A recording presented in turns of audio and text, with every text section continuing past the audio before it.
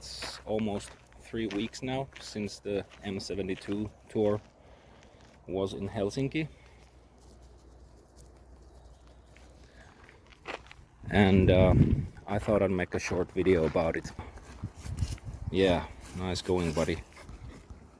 Just a moment. Don't have any trees for you. Loppu.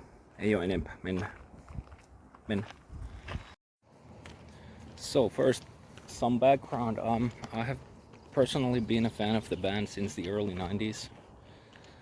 I think it was about 92 when I got interested about the band, and I think I was 12 years old at that time. And I've seen the band live more than 10 times now, and most of the times it's been really good. I've also seen them in the same stadium they were now, so that would be the Helsinki Olympic Stadium.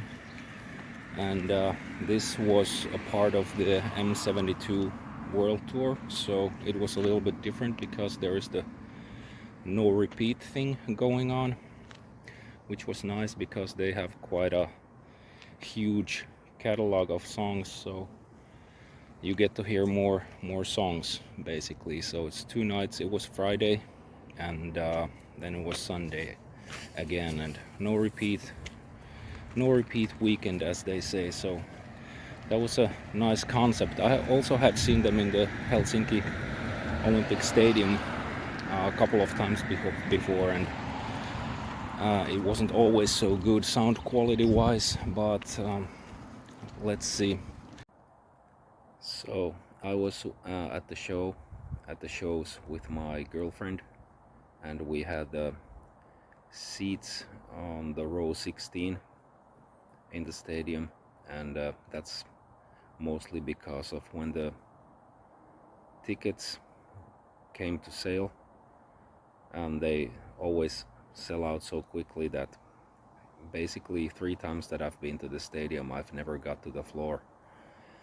And now that I'm a 5th member, I have been, I think, more than 10 years. There is this pre-sale, but this time I was working when the pre-sale started for 5th members, so I kind of missed it, and we had to go to sit in the audience, which is of course not ideal, but yeah, you're still in the stadium. So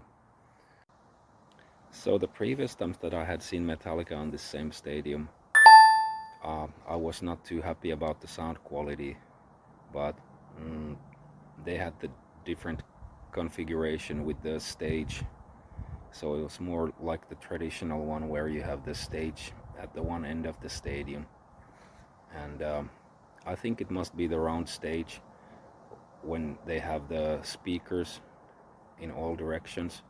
So I didn't really know what to expect, but it was really good. As soon as Creeping Death kicked in, I was really happy with the sound. I could hear all the different instruments very clearly, and yeah, it was really good. So if you are going to the M72 tour in some stadium and you get seats, don't be worried about it.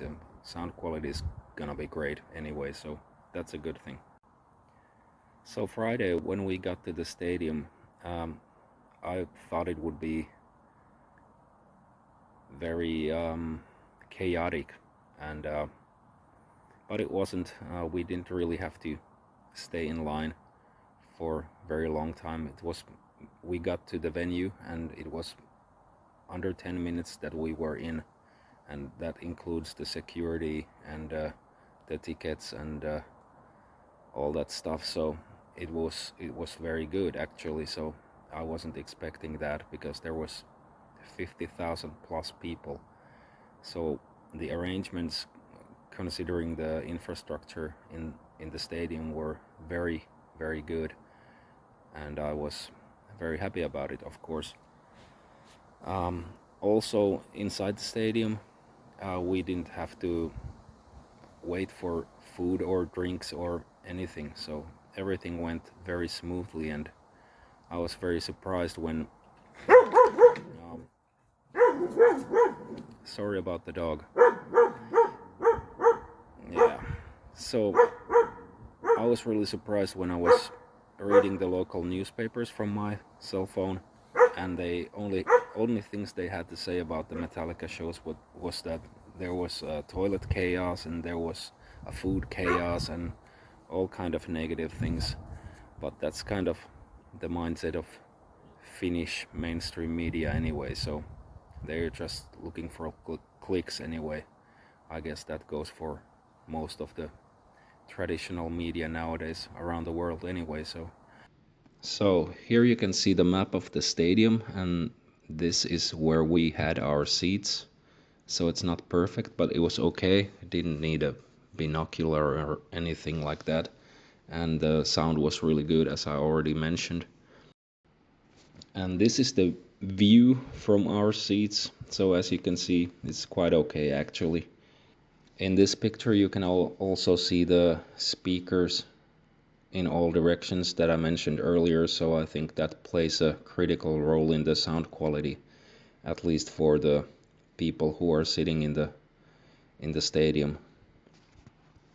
So let's have a look at some of my favorite parts from the shows. I'm going to insert some short clips of the shows here so you get the idea.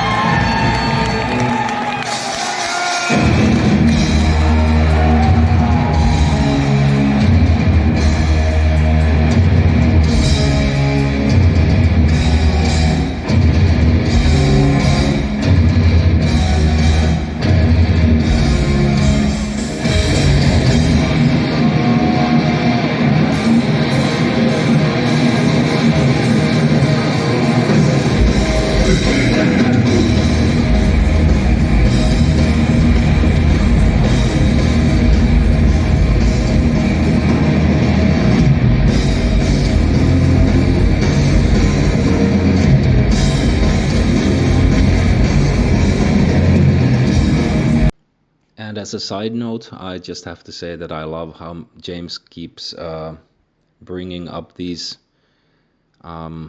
suicide prevention or mental health issues during Fade to Black nowadays. I think it's very, very nice of him to give some thoughts about it and possibly do something good to other people through saying the things he says. Hello, Helsinki. It's your friend James here. I'm here to say that I have shitty days and I have good days too. Just like everybody, right? We all know someone who's had such darkness that they have taken their own lives. We don't need that shit. We have family here, right? We have the Metallica family. If something is going on inside here, let somebody know, alright? I'm serious, because I have to let people know that music saves my life every fucking day. You are not alone!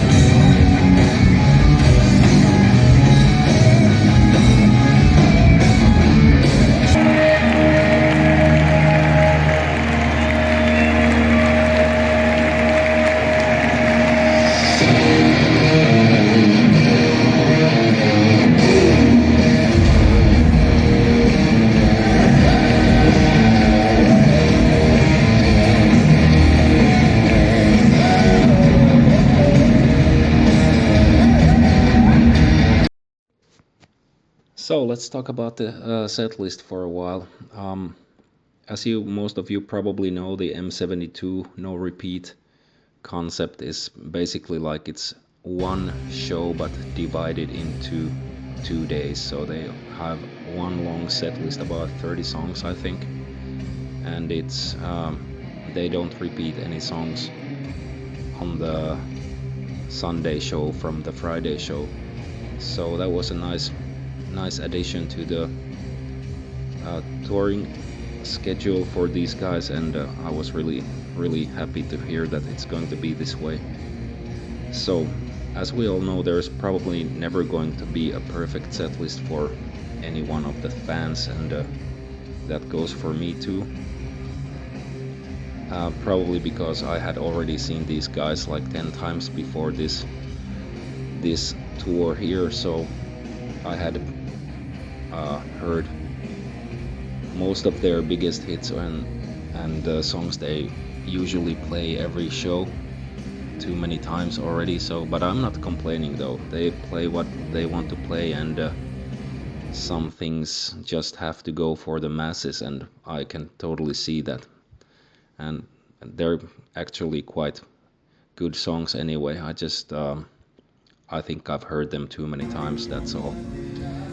So I was really happy to hear Creeping Death, Leper Messiah, Orion, Blackened, and Master of Puppets on Friday.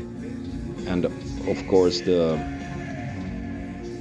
ending song from the 72 Seasons, Inamorata, which they have been playing lately, was a nice surprise. It's definitely my favorite song from the new album. And on Sunday's show, they played Ride the Lightning, Call of Cthulhu, Battery, and One, that I really like. So I was happy to hear those songs, and so that was all good. The songs that I really didn't care too much about, of course, these Enter Sandman's Nothing Else Matters, I think I've heard too many times also. Seek and Destroy is one of those that they always play, but as I said, I'm not complaining, so it's nice to see the guys still being in this good shape and playing music and with a very good quality. So between the shows on Saturday, we didn't have that much to do, so we decided to go to the pop-up store, which was quite close to the city center, and it was really cool. We had to stay in line to get into the store maybe for 15 minutes, so it was quite crowded. I guess there was a lot of other people also that were came to the shows, and they really didn't have a lot to do on Saturday. So, but the shop itself was very nice. They had all these sections for different albums, and all kinds of stuff related to the albums, mostly shirts and clothing, but very cool. A lot of nice stuff, and the only thing that I might want to complain about is that it was quite expensive to buy anything from there. But you know, the market sets the game, and if they sell a lot of stuff with these prices, then so be it. That's how it usually goes. But very nice overall. I ended up buying this mug, or what do you call it? It's a plastic cup of some sort, a beer glass or something. So overall, I would say it was a very pleasant experience and well worth the money that got spent, and definitely going again if they have another world tour in them. So very nice, and the weather was good. The stadium worked really nicely, so the arrangements and everything, sound quality was amazing, and yeah, very satisfied with the shows. And the overall costs for the two of us, including the train tickets from where we live to Helsinki, and the Airbnb and the show tickets, and basically eating and drinking and all that goes along with going to the shows was somewhere around 700 or 800 euros for two people, so it's not that bad. So if you got this far, thank you for watching, and leave a comment if you've been in one of these shows and how it all went down there. Or if you're going in one of these shows, good luck and have a nice show. It's probably gonna be awesome anyway, so alright, until the next video maybe. Bye.